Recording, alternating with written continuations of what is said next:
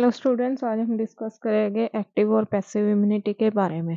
Okay, तो active immunity क्या होती है? जब कोई भी होस्ट ऑर्गेनिज्म किसी भी एंटीजन से एक्सपोज होता है तो वहाँ पर एंटीबॉडीज की और कुछ प्रोटीन्स की प्रोडक्शन होती है। उस टाइप की इम्यूनिटी को हम बोलते हैं एक्टिव इम्यूनिटी। ठीक है, जो एक्टिव इम्यूनिटी होती है वो स्लो होती है, टाइम टेकन्स होती है। ठीक है, मतलब काफ़ी टाइम लेती है ये प्रोड्यूस होने में।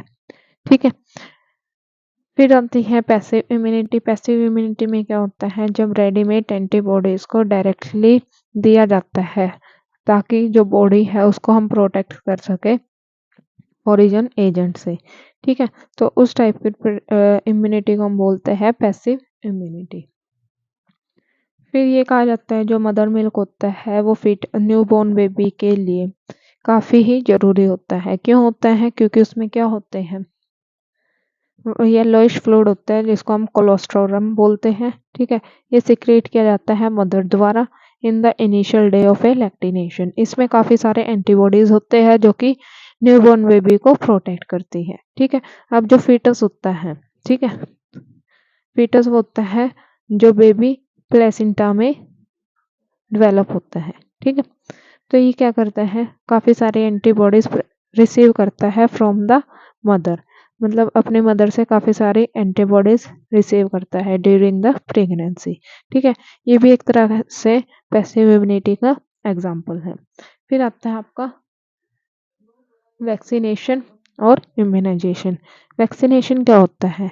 अगर हम क्या कर रहे हैं, इनएक्टिवेटेड या वीकेंड पैथोजेंस को इंट्रोड्यूस कर रहे हैं बॉडी के अंदर, तो वहाँ पर क्या होएगा, जो एंटीबॉडीज प्रोड्यूस होगी बॉडी के अंदर किसी भी एंटीजन के अगेंस्ट, तो वो क्या कर देगी, न्यूट्रलाइज कर देगी पैथोजेनिक एजेंट के एक्शन को या इन्फेक्शन को।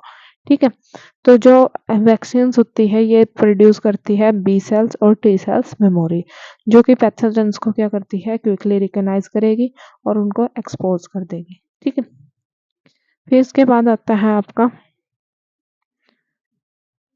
Passive immunisation. क्या होता है? इसमें क्या होता है, कोई भी पेशेंट्स है, ठीक है, उसको डायरेक्ट इंजेक्शन दिया जाता है ताकि क्या करे, वो एंटीबॉडीज प्रोड्यूस कर दे। In case of a snake bite, snake bite में क्या करते हैं, जो पेशेंट है उसको इंजेक्शन दिया जाता है ताकि जो स्नेक वॉर्म है उसके अगेंस्ट एंटीबॉडीज प्रोड्यूस हो।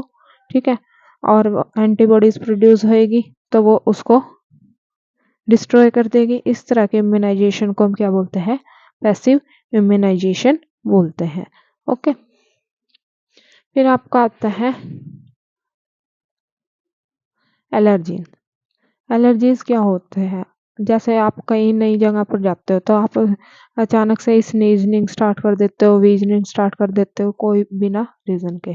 ओके, तो उस केस में क्या होता है, कुछ हमें सिम्टम्स दिखने लग जाते हैं, उसी को हम क्या बोलते हैं, एलर्जीज बोलते हैं।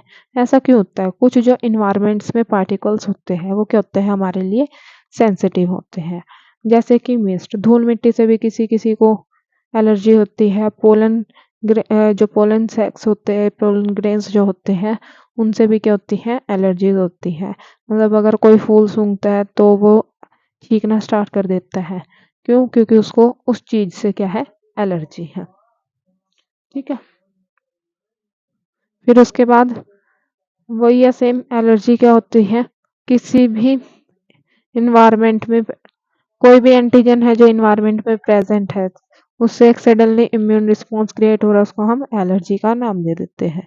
ठीक है, जो सब्सटेंस हमारे इम्यून रिस्पॉन्स को प्रोड्यूस कर रहा है उनको हम एलर्जेंस बोलते हैं।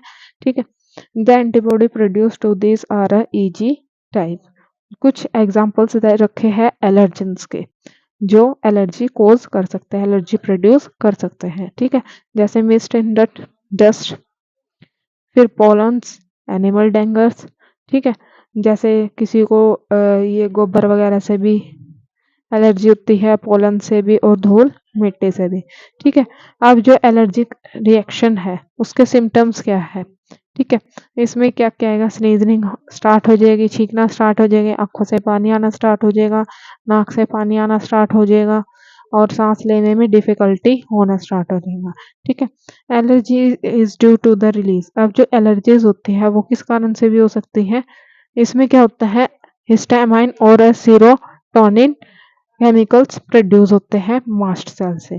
ठीक है, मतलब जो मास्ट सेल है वो हिस्टामाइन और स्टेरोइन केमिकल प्रोड्यूस करते हैं जिससे एलर्जी कोज होती है। ठीक है, फिर आता है आपका कॉज ऑफ एलर्जी। एलर्जी किस कारण से हो सकती है ये हम पता लगाना चाहते हैं, तो जो पेशेंट है उसको हम एक्सपोज कराएंगे या उसको इंजेक्ट करेंगे। वेरी स्मॉल डोज कुछ भी ले सकते हैं हम उसमें, मिस्ट भी ले सकते हैं, मतलब डस्ट पार्टिकल्स भी ले सकते हैं, पोलन कुछ भी ले सकते हैं।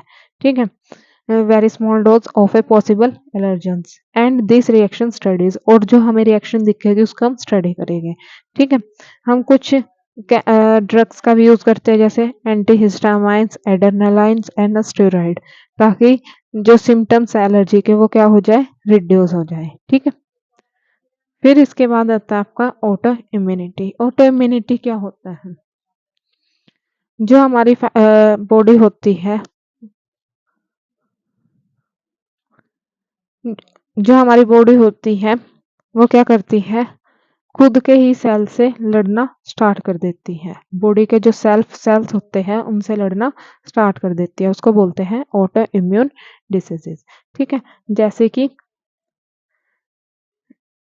Rheumatoid arthritis which effect many people in our society is auto immune diseases. ये एक तरह की क्या है, ऑटो इम्यून डिसीजेज है। ठीक है, फिर इसके बाद आता है जो सिम्टम्स है, sorry, immune system in our body. जो हमारी बॉडी है उसमें इम्यून सिस्टम में क्या क्या आता है, जो हमारी इम्यून सिस्टम्स होते हैं उसमें आता है lymphoid organs, tissue cells, soluble molecules जैसे कि एंटीबॉडीज। इम्यून सिस्टम क्या करता है, ये एक यूनिक होता है in the sense that it recognize foreign particles. एक तरह का यूनिक सिस्टम है जो कि रिकॉग्नाइज करेगा किसी भी फॉरेन पार्टिकल्स को और उनके अगेंस्ट रिस्पॉन्स करेगा और उनको याद रखेगा। ओके, फिर उसके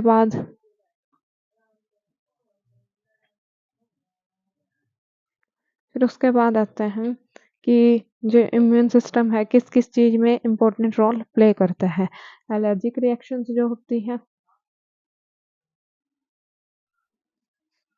जो इम्यून सिस्टम होता है वो इम्पोर्टेंट प्ले रोल करता है एलर्जिक रिएक्शन में, ऑटो इम्यून डिसीजेज में और जो ऑर्गन ट्रांसप्लांटेशन में। ठीक है, इम्यून सिस्टम में क्या क्या आता है, लिम्फोइड ऑर्गन्स आते हैं। लिम्फोइड ऑर्गन्स भी दो तरह के होते हैं, प्राइमरी और सेकेंडरी। ठीक है, लिम्फोइड ऑर्गन्स क्या होते हैं, जहाँ पर लिम्फोसाइट्स की प्रोलिफिकेशन होगी, मैच्योरेशन होगी। ठीक है, ये ओरिजिन होता है लिम्फोसाइट्स के मैच्योरेशन का या प्रोडक्शन का। ठीक है, जो प्राइमरी लिम्फोइड ऑर्गन होता है यहाँ पर क्या होता है, इमेच्योर लिम्फोसाइट डिफरेंशिएट होते हैं। ठीक है, और इसके अंदर क्या क्या आते हैं, बोन मैरो और थाइमस आते हैं।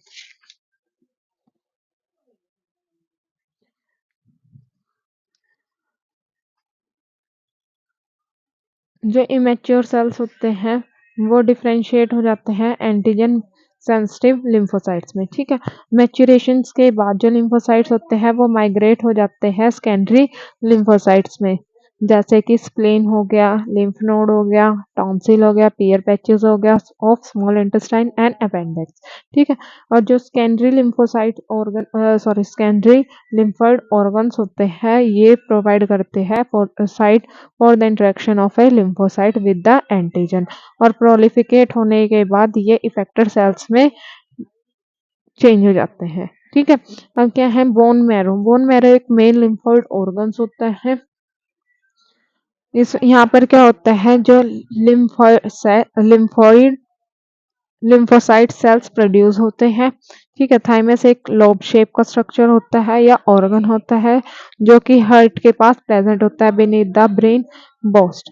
जो थाइमस होता है वो क्वाइट लार्ज होते हैं एट द बर्थ, मतलब बर्थ के टाइम पर ये क्या होता है, बड़ा होता है, लेकिन जैसे ही एज बढ़ती है ये क्या होता है, छोटा होता जाता है। ठीक है, इसका साइज। जो बोन मैरो है और जो थाइमस है ये माइक्रो इन्वायरमेंट प्रोवाइड करता है for the development and maturation of A T lymphocyte. जो स्प्लीन है ये लार्ज बीन शेप का ऑर्गन है, इसमें क्या होते हैं, लिम्फोसाइट्स और फेगोसाइट्स प्रेजेंट होते हैं। ये एक फिल्टर की तरह एक्ट करता है, filter of A blood bye trapping blood bone macro organism. Spleen क्या है? एक लार्ज रिजर्वर है ऑफ ए एरिथ्रोसाइट मतलब आरबीसीज का। द लिम्फ नोड्स जो होते हैं, ये क्या होते हैं? स्मॉल सॉलिड स्ट्रक्चर होते हैं और लोकेटेड होते हैं at the different point of a lymphatic vessels. ठीक है, लिम्फ नोड क्या करते हैं? Serve to trap the microorganism और a other antigen which happen to get into a lymph and tissue vessel.